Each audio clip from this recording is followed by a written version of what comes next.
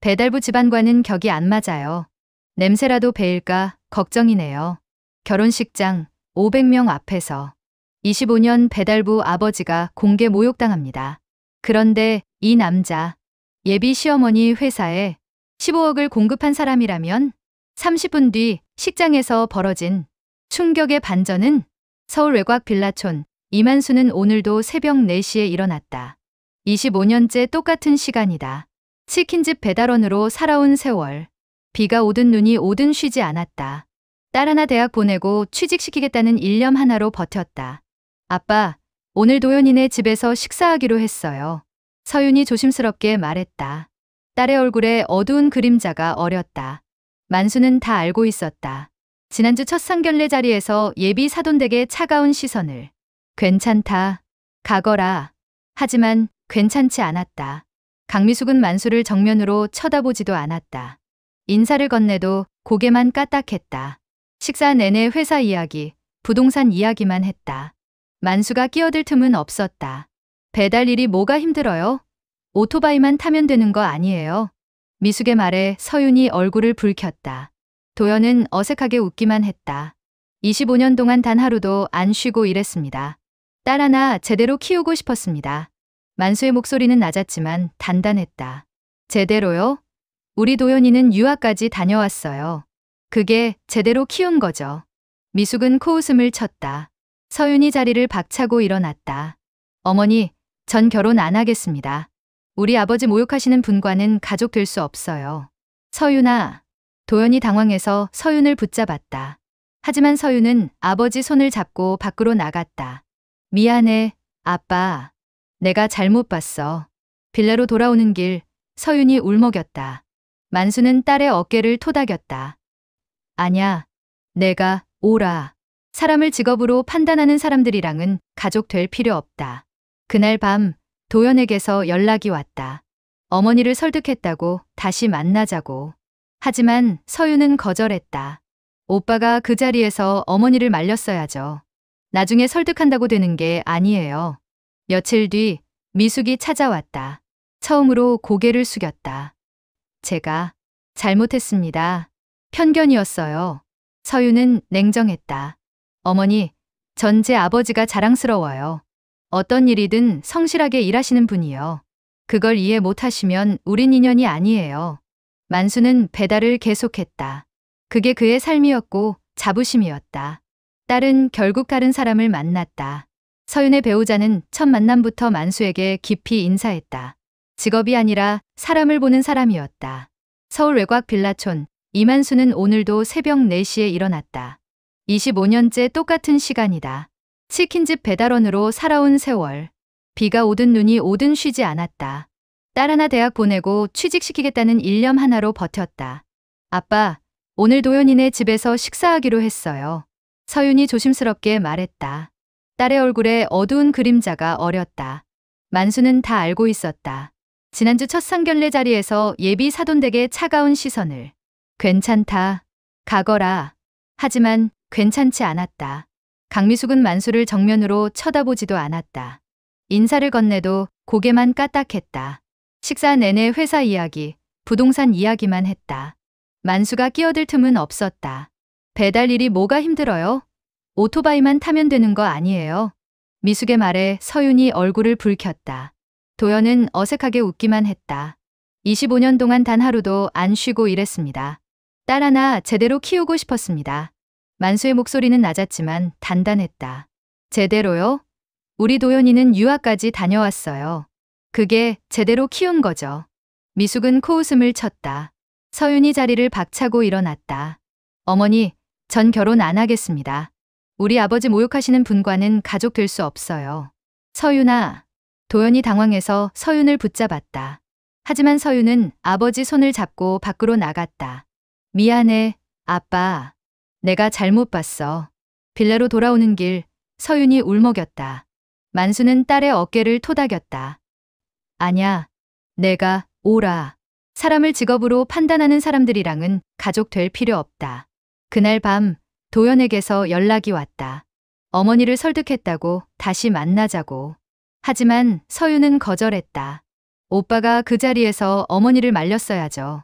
나중에 설득한다고 되는 게 아니에요.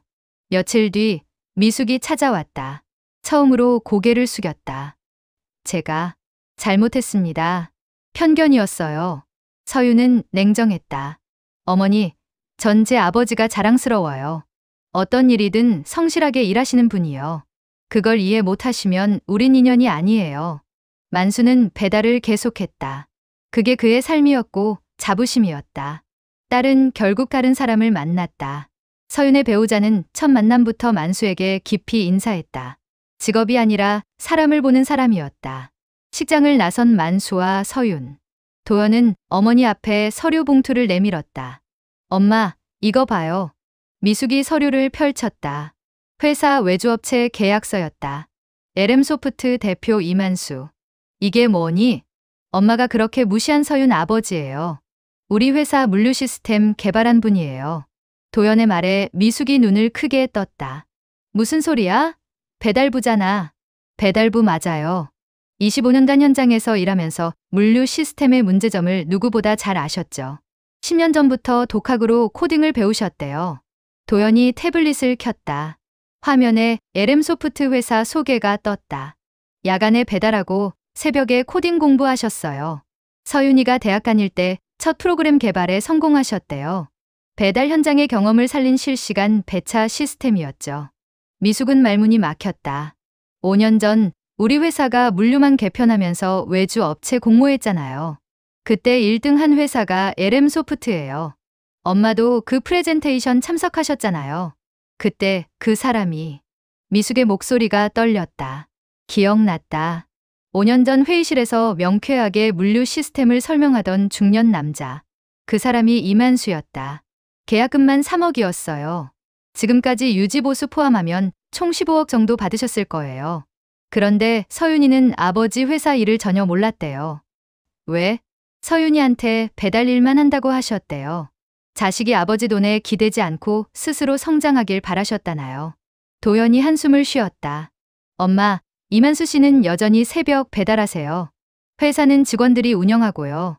본인은 현장을 떠나면 프로그램 개발 감각이 무뎌진다고 하시더라고요. 미숙은 주저앉았다. 자신이 무시한 사람이 실은 자신의 회사에 핵심 시스템을 공급한 개발자였다니. 저 사람이 그런 사람이었어? 엄마가 사람을 직업으로만 봤잖아요. 배달부라는 이유로 무시하셨잖아요. 그때 미숙의 휴대전화가 울렸다. 회사 이사들의 단체 메시지였다. 미숙 대표님, 식장에서 무슨 일이 있었습니까? 이만수 대표가 계약 파기 의사를 밝혔습니다. 큰일입니다. 미숙의 손이 떨렸다. LM소프트 없이는 회사 물류망이 마비된다.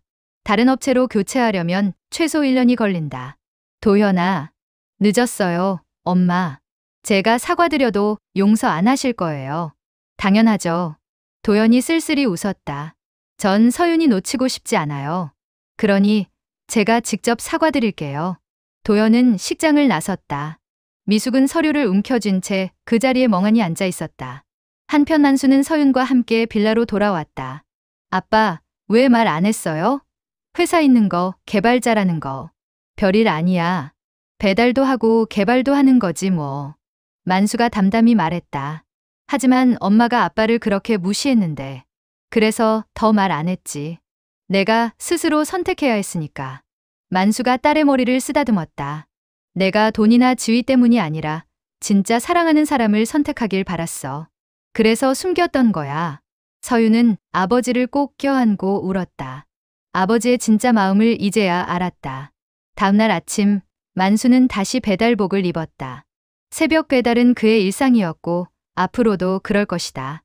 직업은 직업일 뿐 그 사람의 가치를 정하지 않는다는 것. 만수는 그걸 온몸으로 증명하며 살고 있었다. 사흘째 되던 날 빌라 앞에 고급 세단이 멈춰 섰다. 미숙이었다. 그녀는 평소의 당당한 모습이 아니었다.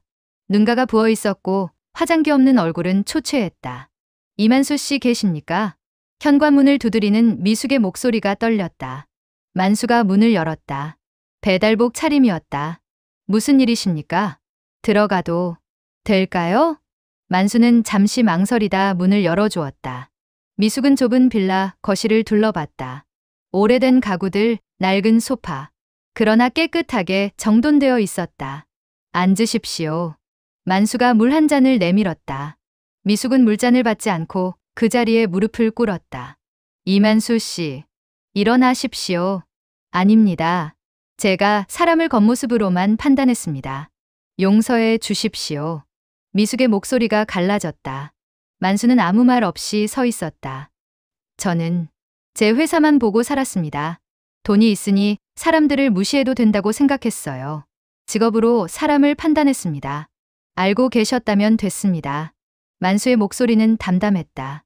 그런데 이만수 씨, 왜 말씀 안 하셨어요? 회사 대표라는 걸, 개발자라는 걸 말할 필요가 없었습니다. 네, 사람은 그게 뭐든 존중받아야 합니다. 배달부든 대표든 마찬가지입니다. 만수가 창밖을 바라봤다. 강 사장님은 제가 회사 대표라는 걸 알고 나서야 사과하러 오셨습니다. 그럼 저한테 묻고 싶습니다. 제가 정말 배달만 하는 사람이었다면 그래도 이렇게 오셨을까요? 미숙은 대답하지 못했다. 만수의 말이 가슴에 꽂혔다. 저는 배달 일이 자랑스럽습니다. 25년 동안 한 번도 부끄러워한 적 없습니다. 비가 오든 눈이 오든 사람들에게 따뜻한 음식을 전달하는 일이니까요. 죄송합니다. 사과하실 필요 없습니다. 다만 앞으로 사람을 대할 때 그 사람의 직업이 아니라 인품을 보시기 바랍니다. 그때 현관문이 열렸다. 서윤이었다. 출근길에 들른 것 같았다. 엄마니? 서윤의 얼굴이 굳었다. 미숙은 황급히 일어났다. 서윤아, 아빠, 괜찮으세요? 서윤이 아버지를 보호하듯 앞을 막았다. 만수가 딸의 어깨를 토닥였다. 괜찮다. 강 사장님은 사과하러 오신 거야. 사과요? 이제 와서요? 서윤의 목소리가 차가웠다. 서윤아, 엄마가 정말 잘못했어. 도연이도 엄마 때문에 며칠째 밥도 안 먹고. 그건 오빠 문제고요. 전 더 이상 그 가족과 엮이고 싶지 않아요. 서윤이 단호하게 말했다. 미숙의 눈에서 눈물이 흘렀다. 엄마가 너무 어리석었어. 정말 죄송해. 만수가 나섰다. 서윤아, 사람은 누구나 실수합니다. 중요한 건 그걸 깨닫고 바뀌려는 모습이지. 하지만 아빠, 강 사장님, 일어나십시오. 만수가 미숙의 팔을 잡아 일으켰다. 사람 위에 직업이 있는 게 아닙니다. 대표도 배달부도 똑같은 사람입니다. 그걸 이해하셨다면 됐습니다. 네. 미숙이 고개를 끄덕였다. 제 딸만 행복하면 그걸로 충분합니다. 도연 씨가 서윤이를 진심으로 사랑한다면 저는 반대하지 않겠습니다. 이만수 씨, 단 한 가지 조건이 있습니다. 만수가 미숙을 똑바로 바라봤다. 앞으로 누구를 대하시든 그 사람의 직업이 아니라 사람 자체를 보십시오. 그게 제가 바라는 전부입니다. 미숙은 깊이 고개를 숙였다. 그날 이후 미숙은 변했다. 회사 직원들에게도 거래처 사람들에게도 예전처럼 오만하지 않았다. 한 달 후 서윤과 도원은 작은 예식장에서 조촐하게 결혼했다. 만수는 여전히 낡은 양복을 입었지만 이번엔 누구도 그를 무시하지 않았다. 미숙은 만수에게 정중히 인사했고 만수는 묵묵히 고개를 끄덕였다. 시 끝난 후 만수는 다시 배달복을 입었다. 그의 일상은 변하지 않았다. 새벽 배달, 낮에 개발 업무, 그리고 딸을 향한 변함없는 사랑. 그것이 이만수의 삶이었다. 2년이 흘렀다. 미숙의 회사는 LM소프트와의 협업으로 업계 1위로 올라섰다. 회사 창립 30주년 기념행사가 열렸다. 500명의 하객이 모인 대연회장이었다. 올해 특별공로상 수상자를 발표하겠습니다. 사회자의 목소리가 울려 퍼졌다. 지난 7년간 우리 회사의 물류혁신을 이끌어주신 분, LM소프트 대표 이만수 님입니다. 박수가 터져 나왔다. 만수는 단정한 양복을 입고 무대에 올랐다. 예전의 낡은 양복이 아니었지만 화려하지도 않았다. 그저 깔끔한 평범한 정장이었다. 트로피를 받은 만수는 마이크 앞에 섰다. 관중석에서 서윤과 도연이 손을 꼭 잡고 있었다. 서윤의 배는 불러 있었다. 임신 7개월이었다. 감사합니다. 만수의 목소리는 여전히 조용했다. 저는 25년간 배달 일을 했고 지금도 하고 있습니다. 새벽 4시에 일어나 오토바이를 타고 골목을 달립니다. 연회장이 조용해졌다. 사람들은 묻습니다. 회사 대표인데 왜 아직도 배달을 하느냐고. 제 대답은 간단합니다. 그게 제 일이니까요. 만수가 잠시 멈췄다. 직업이 사람의 가치를 결정하지 않습니다. 대통령이든 청소부든 그 사람의 가치는 직업이 아니라 어떻게 사는가에 달려 있습니다. 관중석 뒤편에서 몇몇이 고개를 끄덕였다. 만수에게 배달받았던 동네 주민들이었다. 진짜 품격은 남을 존중하는 데서 시작됩니다. 내가 누구든 상대방이 누구든 상관없습니다. 사람은 그 자체로 존중받아야 합니다. 미숙이 앞줄에서 눈물을 닦았다. 2년 전 그날이 떠올랐다. 자신이 얼마나 오만했는지. 저는 한때 무시당했습니다. 배달부라는 이유로. 하지만 저는 배달 일이 자랑스럽습니다. 누군가에게 따뜻한 음식을 전달하는 일. 그보다 소중한 게 어디 있습니까? 만수의 말에 연회장 곳곳에서 박수가 터져 나왔다. 제 딸은 제게 말했습니다. 아빠가 세상에서 가장 멋지다고. 그 말 한마디가 제게는 어떤 상보다 소중합니다.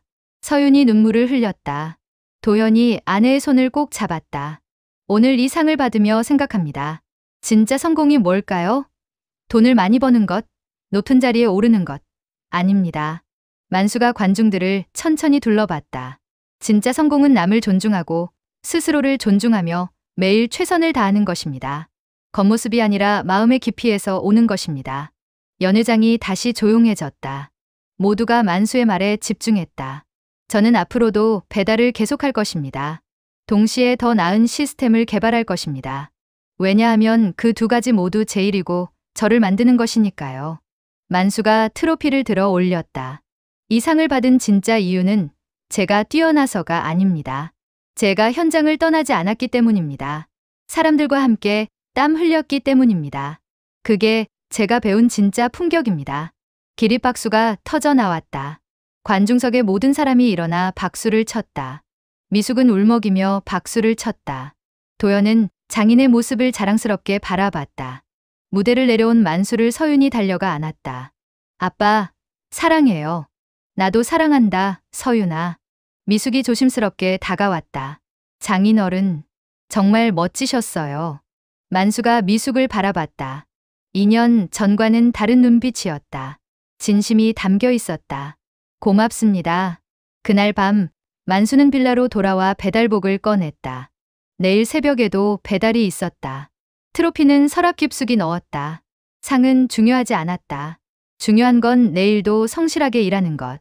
그게 이만수의 품격이었다. 며칠 후 서윤이 아들을 낳았다. 만수는 손주를 안고 조용히 말했다. 이 세상에는 귀한 일과 천한 일이 없단다.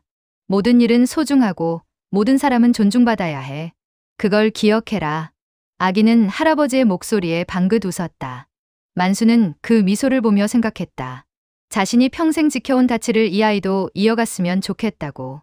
다음날 새벽, 만수는 다시 배달복을 입고 오토바이에 올랐다. 서울 외곽의 골목은 여전히 어두웠고 차가운 바람이 불었다. 하지만 만수는 행복했다. 이것이 그의 삶이었고 이것이 그의 품격이었다. 이만수 씨의 이야기 어떠셨나요? 25년간 배달하며 딸 하나 키운 아버지. 결혼식장에서 모욕당해도 참았습니다. 오직 딸의 행복 때문이었죠. 하지만 진짜 품격은 돈이나 지위가 아니라 사람을 대하는 태도에서 나옵니다. 여기서 여러분께 질문 하나 드릴게요. 만약 여러분이 서윤이라면 사랑하는 사람과 존경하는 아버지 사이에서 어떤 선택을 하셨을까요? 그리고 솔직히 겉모습만 보고 사람을 판단한 적 한 번쯤 있지 않으셨나요? 저도 있습니다. 중요한 건 그걸 깨닫고 바뀌는 거니까요. 직업이 사람을 만드는 게 아닙니다. 사람이 직업을 만드는 겁니다. 배달부든 대표든 우리는 모두 존중받아야 할 소중한 사람입니다. 댓글에 품격이라고 적어주시면 제가 직접 답글 달아드리겠습니다. 그리고 이 영상이 도움되셨다면 좋아요와 구독 부탁드립니다.